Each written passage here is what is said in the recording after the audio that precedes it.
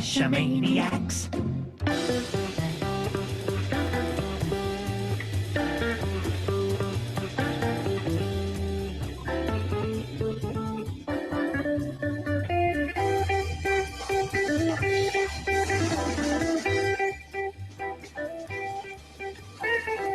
GeoGearHeads.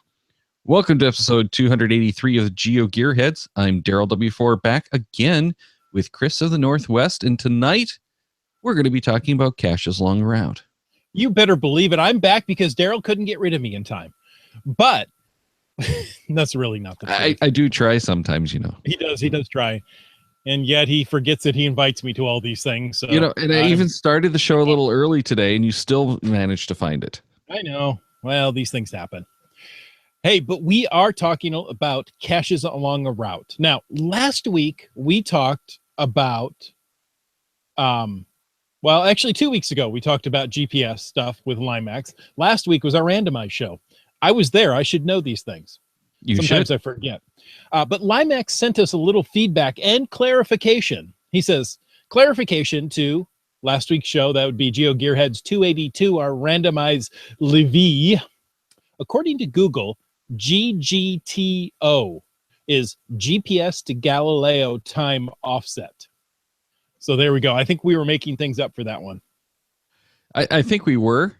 That was in reference to the article about the Galileo report, the status report. So now we know what that is. It is far less interesting. Yeah, I know.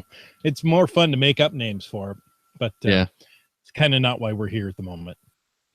But Team Avidju had on Google Plus asked the question, so with a GPSR satellite catalog, how do you know if it's out of date, how out of date your GPSR's catalog is, and how to update them? I cannot find anything with regards to it on the Garmin website.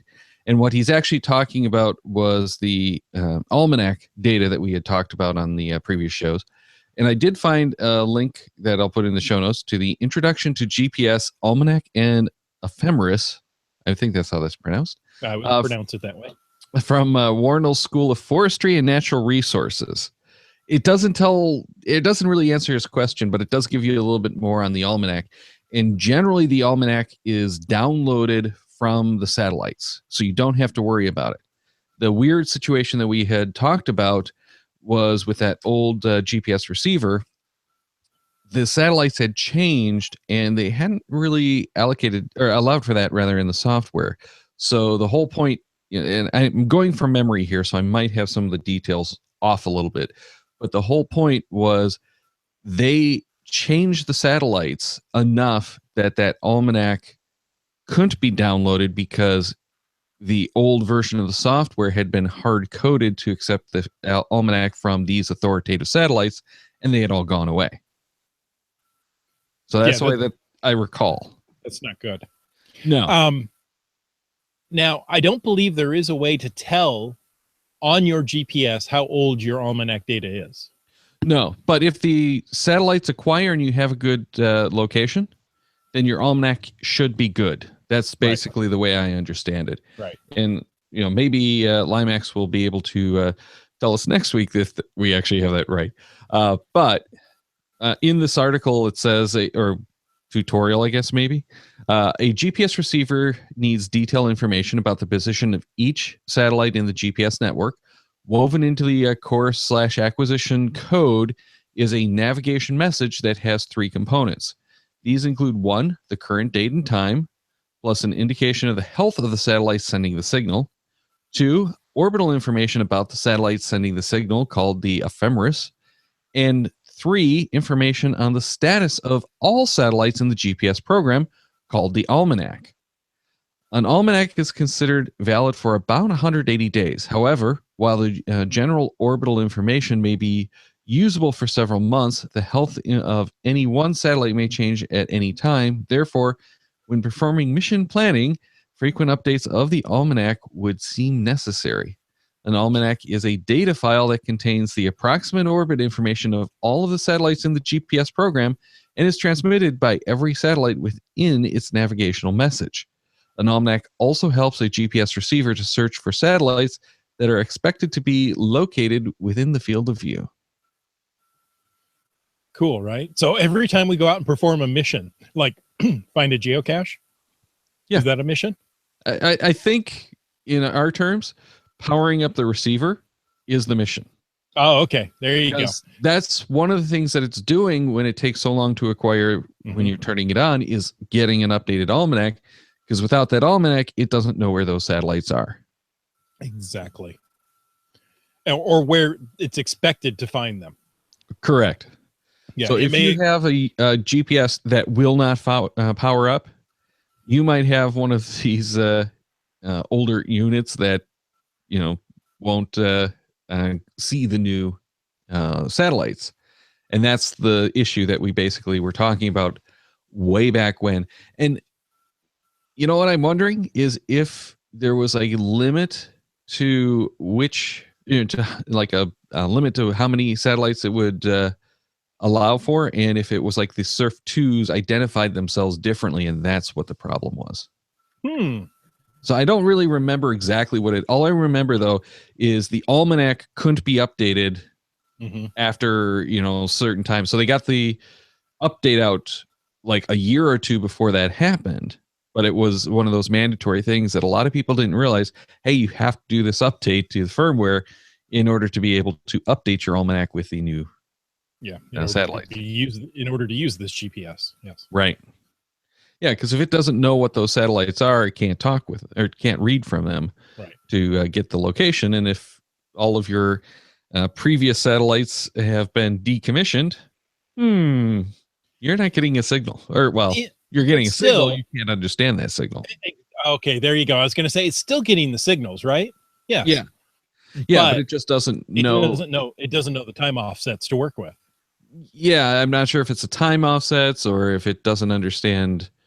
I think probably if that were the case, if it were like the 2Fs weren't recognized, I'm thinking it was something like it didn't recognize the extra bit or something in the code for it, in its ID. Oh, that's possible. Well, we may not be able to answer all your questions, but we can get you, at least point you to the right information that can. Now, next week, we may not be able to answer all your questions, but we want you to help us do that. Next week, we're going to talk about logging, and we'd love to have your feedback about how you're logging these days. That could be on the website, using a smartphone, using the official geocaching app, doing a draft and finishing it up on the website, or it could be using another one of the many geocaching apps to help you log. So let us know how you're logging. Are you using voice dictation almost entirely? Or are you typing it in? Are you putting in short notes and then sitting down on the computer and later and filling those out? Let us know how you're doing it. Send an email to geogearheads@cacheamaniacs.com by June 7th, and we'll include that in that next week's show.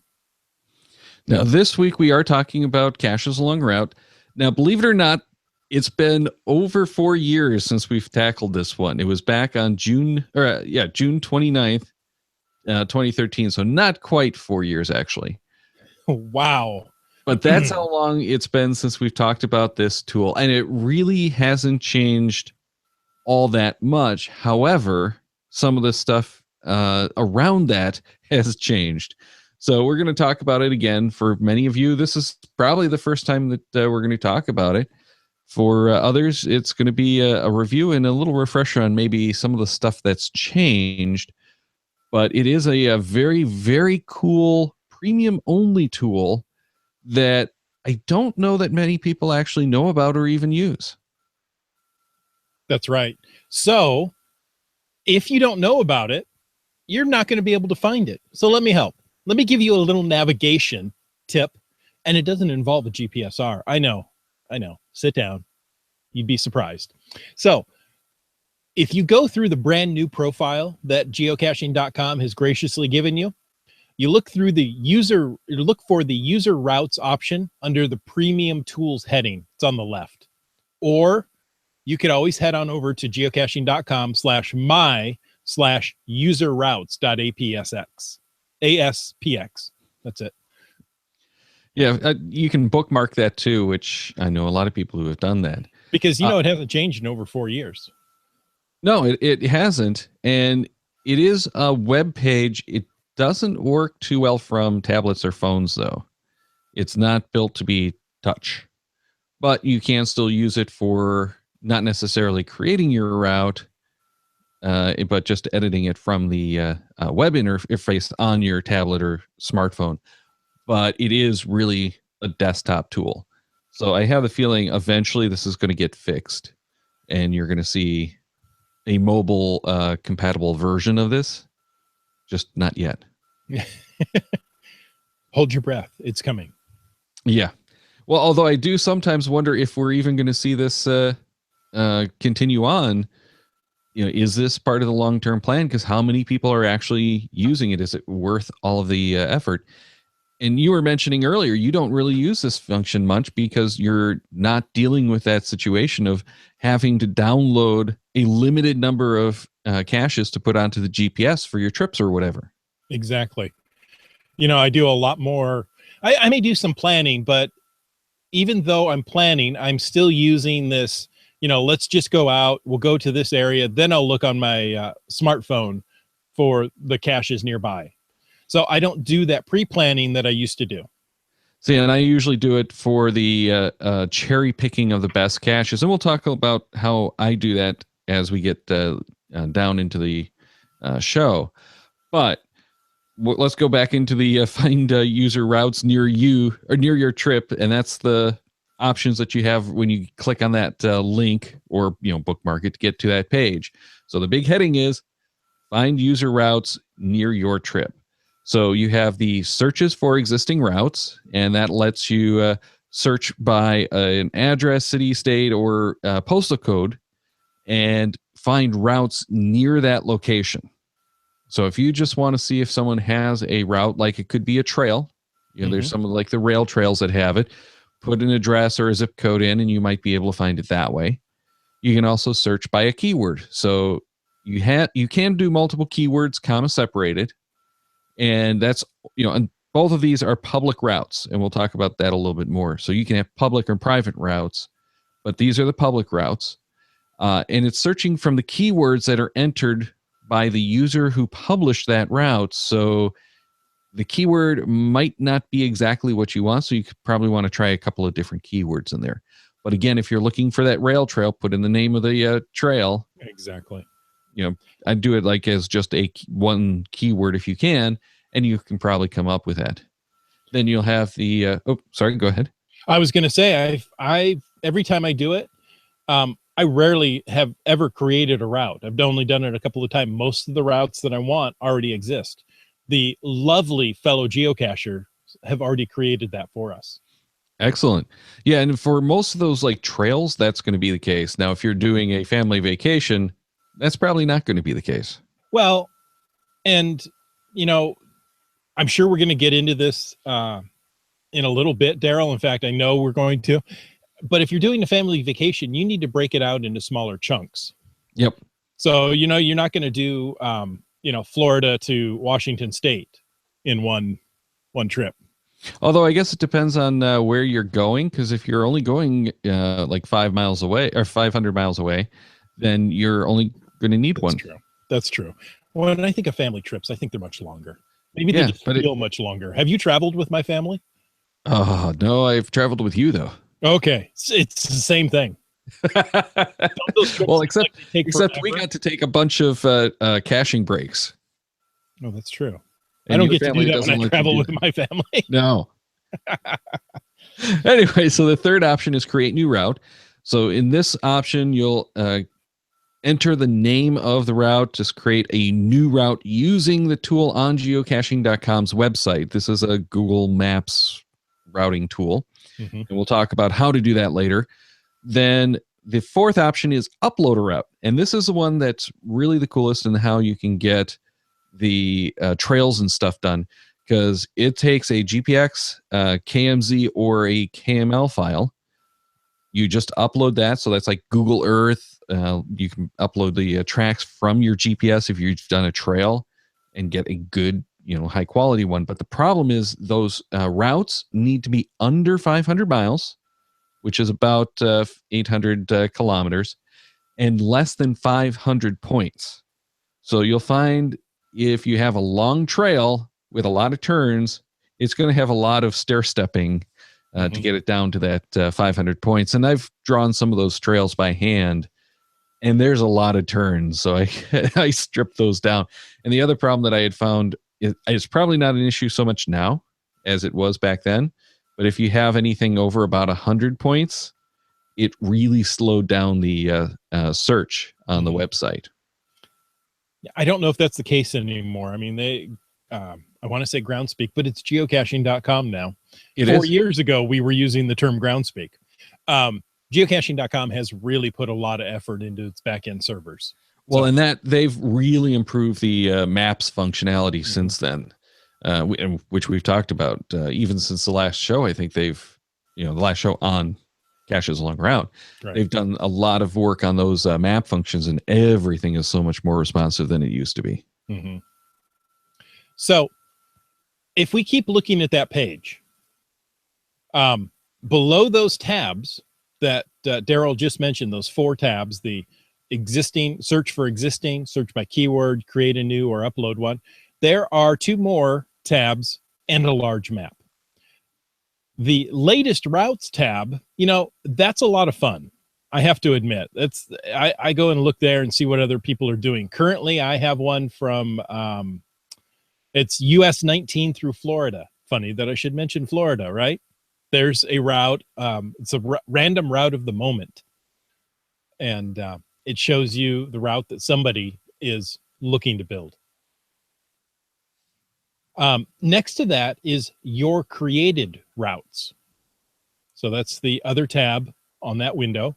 And it's the same information for the routes under your account, but adds the columns for public, adds those check boxes for public to let you know that your route is visible to all premium geocaching.com members. It also shows the creator, which should be you, and the option to create a pocket query for each one of those.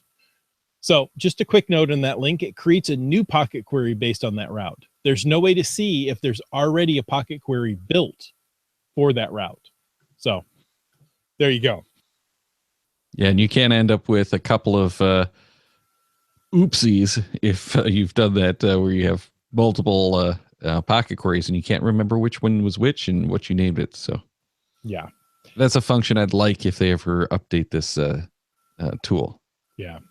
Now, when I created my routes, and even with my pocket queries, I create a prefix in front of whatever I'm doing. Like I look at one here, it's city-Kalispell, Montana. Obviously, I was going to Kalispell, Montana, but I always put city in front of it so that I know, oh, that's just the city boundaries of Kalispell, Montana. I look at some of my routes here. I've done the city of Seattle. I've done the city of Tacoma. I've done the city of Toledo, Ohio. And those let me know, that those are custom routes that are going to cover the odd shapes of cities. Because if you do just a standard search on geocaching.com, you're going to get a circular selection of caches, which may go in or out of a city boundary. No, and it dawned on me we really didn't give a description of why you would want to do the routes. And basically, the routes allow a pocket query to do a search based on that shape, and it just goes out in either direction from that line that's created, your user specified distance to find the caches. So the route itself doesn't actually do anything but give the information to the cache or to the pocket query on where to search for caches. I'm looking at a route I've made, and I don't see the option for the distance either side of that line anymore. You have to do that in the pocket query. Yes, you're right. Sorry. Yeah. That's what see, I haven't done it in a while. I've forgotten. Yeah, the route itself is just that route file. Mm-hmm. So you So can't do that. looking at the bottom of your route page, when you create/edit a route, you have the option to create a pocket query of route or create a GPX of route. Yeah. So you can download that GPX file and put it into your GPS if you want to use it for a reference there, or just without drop it creating into a pocket query. Right. Well, it's not doing the GPX of the caches. It's doing the GPX of that route. Oh. Yes, of course you're right, Daryl. Yes, it's not the packet query. Right. It's the GPX of the route so that you have that actual route, which can be handy if you're playing with like Google Earth or something and you want to see the route in relation to the caches. So you can download that, load that into Google Earth, play with that, and loading caches or something like that. Yep. But anyways, back on that first page, there is some information about the route functionality that is really kind of helpful if you have any questions, including information about using Google Earth to create the KML file and upload that. So you do have some options or some help right on that page. Again, I kind of expect that to disappear and go to the help desk with a link. I think this tells you kind of how long ago it was that they created this page. Yeah, well, and I know people who have used Google Earth to upload a route. I never have. I've been able to do what I need to do right within the map when you create a new one. Yeah, well, and let's go and do the create new route, which is actually using the tool on the website. We're going to skip over that upload a route because if you're into that, you'll probably be able to figure that one out. It's real easy. It's basically just an upload. However, the create a route is the one that's going to take a little bit more discussion because this is the one that will do a route from point A to point B the way that you specify it. So if you tell it to go from your like home address, I'm going to do Detroit, Michigan, to if I try to Seattle, it's going to, or Tacoma, it's going to be too long to actually work. But we'll try this real quick and see what it says. I haven't tried this in a while, and it gives me a big red flag at the bottom. Your route is longer than 500 miles, 800 kilometers. Yeah, see, doesn't work. Huh. But it's doing this all on a Google map so that you can see and interact with it. It's using some basic routing there. And the problem that a lot of people will have is you'll take, like I'm doing the Detroit to Chicago route right now, for example. Mm-hmm. It's routing me through I-94, and it doesn't know that maybe I-94, for instance, is closed. So my GPS might take me to, my nav unit might take me a totally different route, and because it knows that information. Or if I use Google Maps to do the routing and pre-plan it, it's going to say, hey, no, you can't take that route, take this one instead. So you can't necessarily rely on what it's giving you as your route. So I would recommend planning your route first on whatever device is actually going to take you to that destination and get the route from there. Or if you want to do a custom route, where you're following it, you can always download the GPX file and try to follow that too. Mm-hmm. Or just follow your trail of caches. But in this tool, a lot of people don't realize this, you can add points, your waypoints, so that you can move that route around. So like I can take, if I were, planning this trip and wanted to go through Toledo, I just grab that blue line somewhere and drag a white point that's created into Toledo. And well, now I have a point in Toledo that takes me right through, the heart of Toledo. Mm-hmm. Mine, for some reason I want Toledo. Seattle to Portland was the default one for me. And I told it, let's stop off at Mount St. Helens. And it created that route. Now, it doesn't know that perhaps the roads aren't open yet because there's still snow. So that's, as Daryl said, that's something you have to know ahead of time. It's not going to. It's Right. not smart enough to do that for you. Well, and here's another thing that you might want to play with. If I were like, okay, I want to go through Toledo, but you know what? I really want to go and play in Toledo and do some caches around there.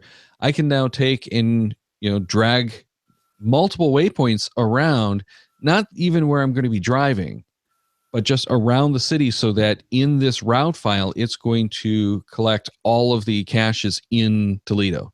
Now, certainly that's not going to work with the 1,000 cache limit, but if I wanted to say, like, show me only the virtuals on my route, or webcams on my route, or earth caches, that's something that would be valuable, because I have this route then that, again, through Pocket Queries, I can filter it down and get all of those caches, because there's not 1,000 virtuals in that route. I guarantee it, because I've done most of those.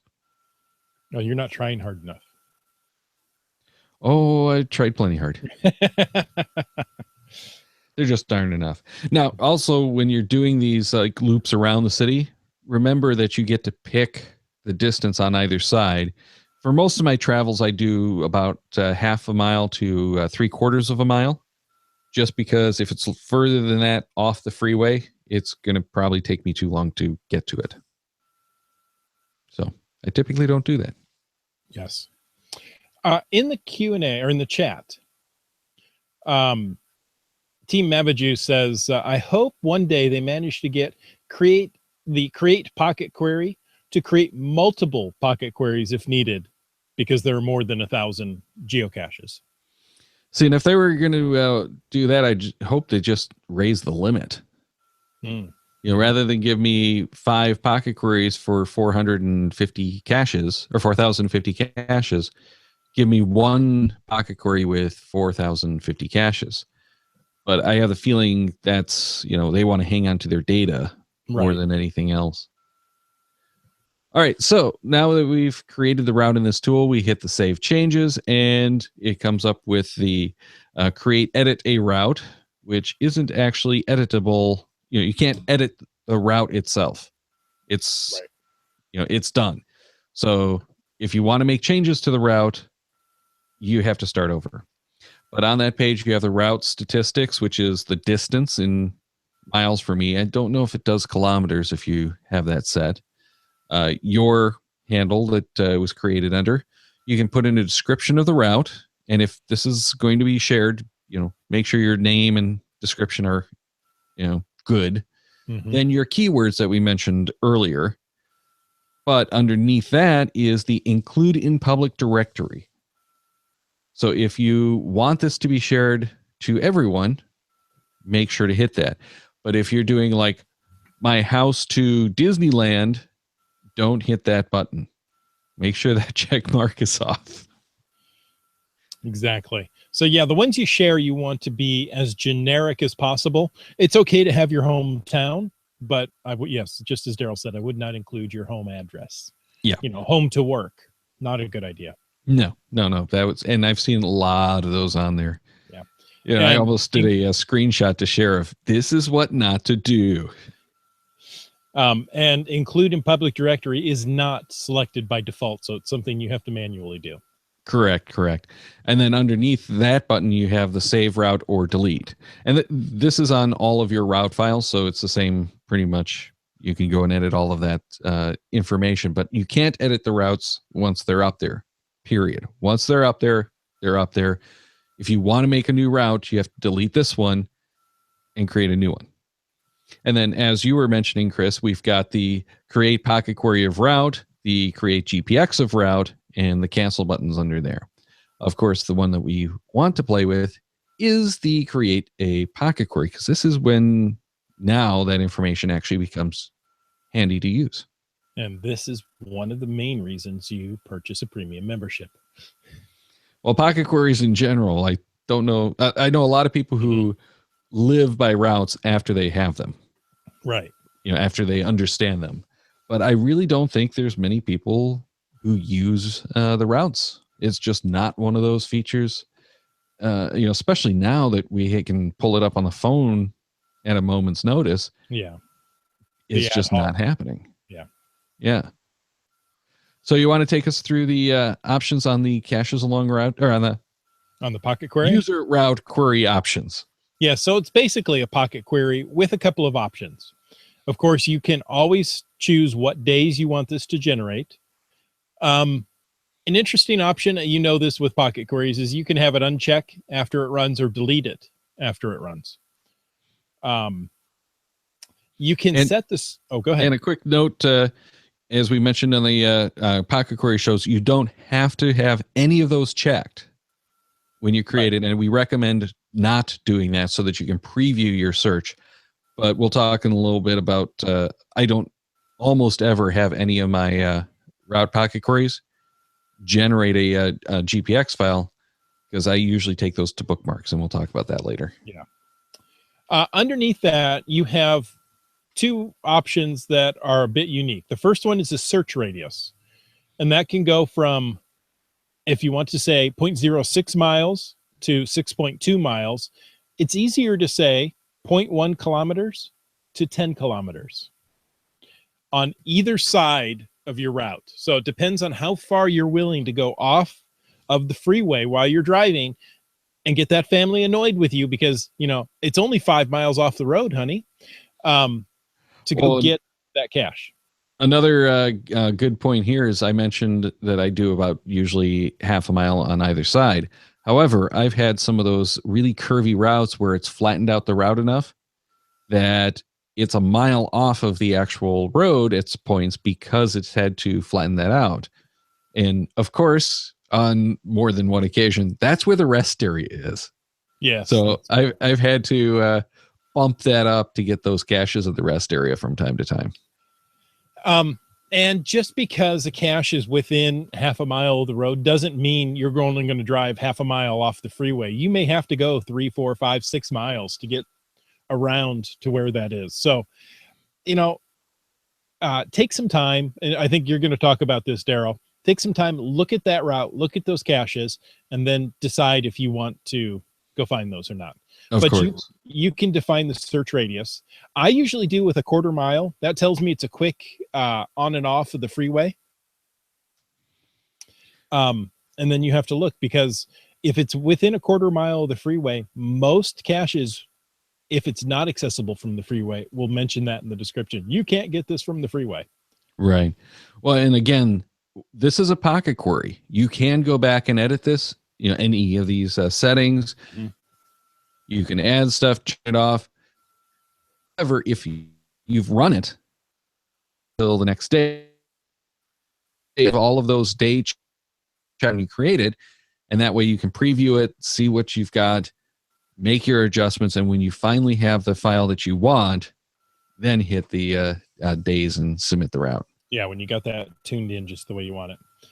The next option is another slider to show between, well, I don't know what the minimum is, 1 to 1,000 caches on either side of the route. You can't just say, you know, the northbound or the southbound side or whatever. It's either side of the route. And of course, with any pocket query, you can pick what type of cache you want, what size of container, and different filter options. So, you know, I haven't found it. It is active, yada, yada, updated in the last 7 days. Always good for traveling is the difficulty and terrain ratings. You know, if I'm traveling, I want the terrain to be a 2 or under. I would just want to be able to jump out and get it. Difficulty, that depends. 2.5 usually is what I go for. What do you go for, Daryl? Yeah, I usually do a 3 or less. Sometimes I'll go for a 4 because I have seen a number of these that overrate the terrain, especially at the rest area. For some reason, they like to overrate it. Yeah, well, terrain and the difficulty too, because you know sometimes they'll say, "Oh, well, you have to have a car to get to the rest area, therefore it's a difficulty 5." Or terrain 5 rather. You know what I mean? Yeah. So yeah, I don't know. I usually set it lower because I just want quick, not quite parking grabs, but you get the idea. Again, we're going through the pocket queries. You have the placed during. You can, say when it is. You have all the attributes to work with. And you can choose how you want to output this. Do you want it emailed? Do you want to create a GPX file? Do you want it zipped? Do you want an LOC file? Yada, yada. And do you want to include your pocket query name in the download file? And I highly suggest that. Okay, so now that you've gone through that, you've hit submit, and you took our advice and didn't hit any days. It's going to take you right back to that same one, and you can do the preview search right at the top in the green, and that's going to give you the list of caches. But for most of us, that's not really going to work so well. So hit the map this button, and it's going to take you to that all familiar geocaching map. And here's what's cool. It puts all of those caches that it just found on the map with your route file. So you have that route highlighted. You can go in and preview that. But what I like to do, and it is very, very time consuming, is to go through the route from beginning to end and just scroll through each of those visually on the map and say, hey, this one looks like it's at a rest area. Then you can click on it, add it to a bookmark list, or this one's an easy on off in a park and ride lot. This is at a gas station. You can see that, especially when you go into the satellite view on the map, and just go through and scroll through there. It takes anywhere from half an hour to an hour to do a route the size of Detroit to Chicago. But then I know that here are the ones that I have, and when I put them on my bookmark list, I name them like 1, 2, 3, 4, so that they're in order, and I know which ones I want to hit in which order. So that's getting into the bookmark lists again, which we're going to talk about in about 2 weeks. Daryl, the first thing I look at when I hit the pocket query, or the show me the preview of the pocket query, is how many geocaches are there? Yes. Because good, excellent point. Mine came out to be 970. So I just eked under that 1,000 limit. Yeah, and if you take a look at that, you can say, oh, well, hey, if I have 1,000, I know I need to tweak that.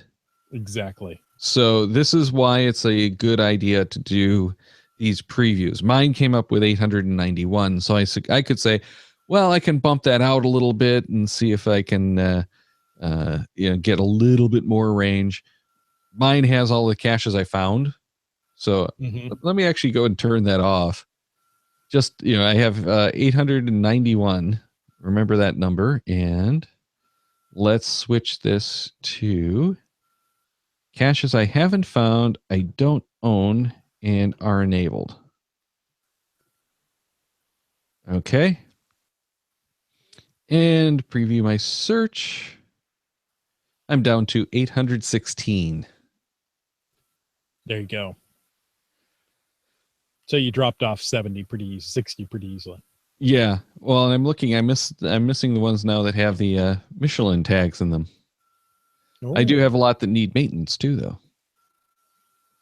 And again, if you're going to be doing the caches along route and not going to cherry pick them like I was just mentioning, you probably want to go and filter that down a little bit more too, where you're doing the things like omitting the maintenance tags.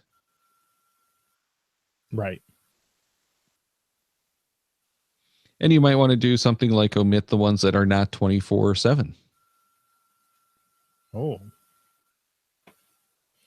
I rarely use those attributes because I don't find they're consistently used among cache owners. Yeah, I'll use the exclude sometimes, because in this case, the 24/7, if someone has the not 24/7, you know that it's going to be the limited hours thing, and you can exclude the things that are not 24/7. You can also exclude the ones that are 24/7, but make sure if you're going to hit that, you hit it twice. And there's a number of those attributes where you hit it twice to say whether it's a, include or, is a positive or a negative. Right. And there's like that park and grab option too.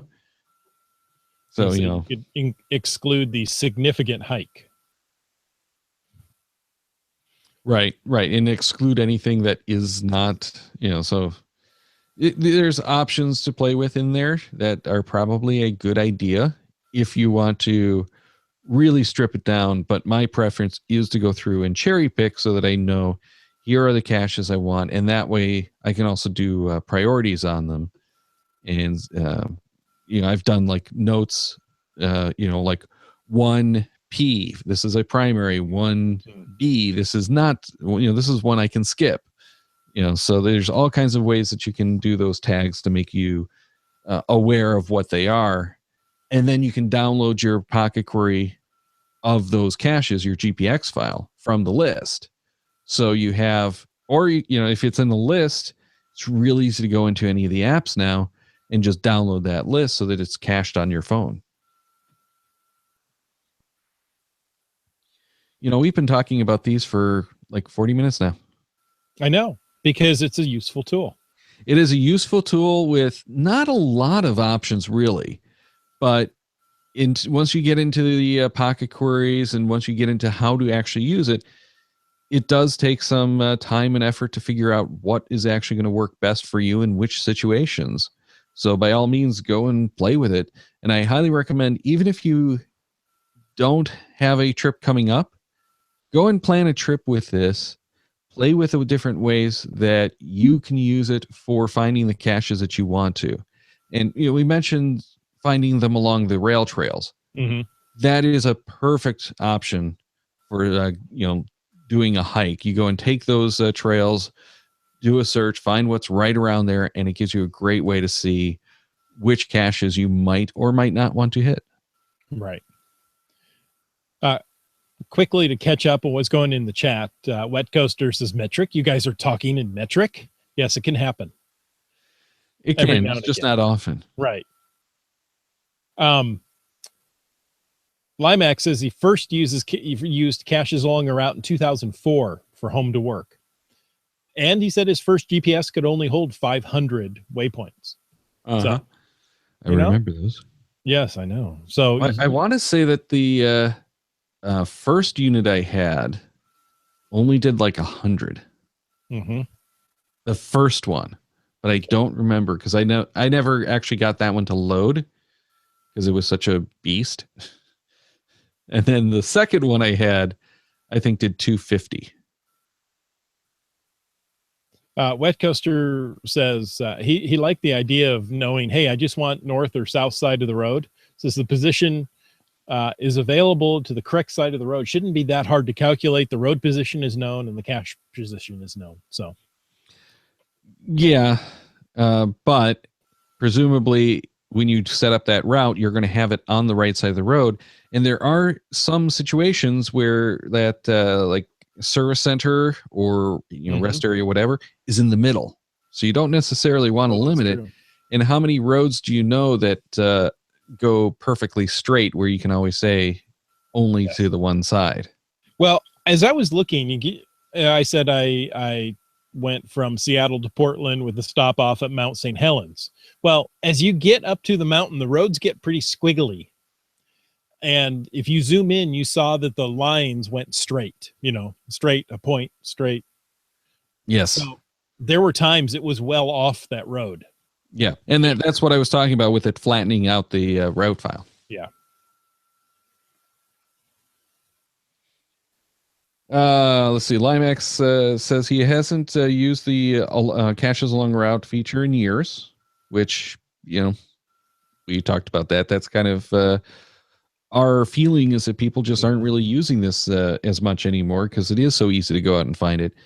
But if you are doing those road trips or if you are looking to cherry pick a specific set of caches, it's a good option. Something we didn't talk about is many times I'll take the pocket query of all of the caches and still have that available. And I'll take the caches I want to hit, load them in off that list, and highlight those caches only so that I know here are my ones I want to hit. But if, we have to get off over here and get a burger for lunch, and there's one in the parking lot, that's cool because I've got all those caches still. Exactly. And being able to load those into your GPSR or your smartphone is a great backup, because as you're traveling, you're not exactly sure when you're going to have cell data and when you're not. And then he also said with the 500-mile segments and maxing out, he had to break his 650-mile into 4 segments so that he didn't max it out. Again, if you play with some of the filter options, you could certainly narrow that down. But, if you're looking for all of the caches to get to work and so that you can go and hit them, you don't want to necessarily do that. You have to leave for work hours and hours early. Yeah, and Limax asked if we can limit caches or limit attributes along a route, and you can, just like with other pocket queries. And he also says that Interstate 5 in the Central Valley is straight. So there's at least one road that would work for him. That's true. And that's a straight and boring drive. And I have to say, the road condition of I-5 in the Central Valley is terrible, especially if you're driving an RV. But that's another show topic. Or maybe not. That will be for another one of those RV road shows if we ever do one of those, which we probably should, because it just dawned on me we haven't done one of those in like 4 years. There you go. I found 99 to be much smoother and travel just as fast. So there's your free travel tip for this week.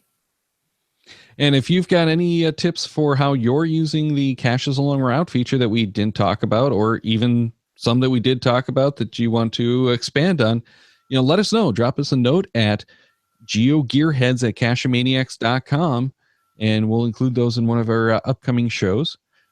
Also, we really do like it when you share these episodes with your fellow cachers. That could be on social media, letting people know about them on the events, or when you run into them on the trail. But especially, like if this episode you found really useful, go ahead and share that on social media. We really appreciate that, and so do a lot of the other cachers, because they get to learn something new. All those little tiny USB drives you get from trade shows and you don't know what to do with? Download a few episodes of GeoGearHeads on those thumb drives and hand them off to your geocaching friends. Preferably without any malware. Well, yes, there you go. That would be very nice not to have malware. You're right. Folks, we want to say thank you so very much to our patrons. It's the first of the month, and Patreon has gone through and processed your account. So we want to say thank you. It's because of you that we don't have commercials. We don't have sponsors. We have patrons who give to us each and every month and tell us that they like what we're giving back. So folks, thank you so much. If you want to know more, head on over to GeoGearHeads.com and check out the Patreon link there. And we do have a bunch of great shows coming up. Next week is going to be logging. This is going to be another one talking about how we're doing logging. And we would really like to get your feedback on what you're doing now. It's been a while since we talked about this again. We've got some new features. Let us know if you're using those, if you're finding them useful. Drop us an email at geogearheads@cachemaniacs.com and let us know. Then June 15th, we're talking about building lists with Gary of the GeoTalk. Or Geocache Talk. Man, I'm having problems with that name. He's not going to invite you back if you can't get the podcast name right. No, I got to be on that show on Sunday too. But in any case, he's going to be on talk about building lists, and we're certainly going to go a little bit into this and how lists can be useful. And we're not talking just bookmark lists, but just lists of cool caches that you want to find. Then on the 23rd, we're talking road caching 12 with Retired Guy, and he's done some serious road caching. So I'm looking forward to hearing his stories. Then on the 29th, the last show of June, is going to be our next randomized show. And I'm not going to even try to do that one because that's way too many eyes. Ay, ay, ay. 3 eyes? Does that count? Until we get to that randomized show with all the eyes, make sure you check the Cachamaniacs website at cachamaniacs.com for more on the GeoGearHeads, including show notes for this and all of our episodes. We love hearing from our listeners, so leave us feedback by emailing GeoGearHeads at cachamaniacs.com or through social media. Your support helps keep the Cachamaniac shows coming. Please consider becoming a patron through the link on our website to support the Cachamaniac shows. GeoGearHeads is produced by Chris Umfenauer and Daryl Wattenberg. This show's copyright 2017 by Daryl Wattenberg. All rights reserved.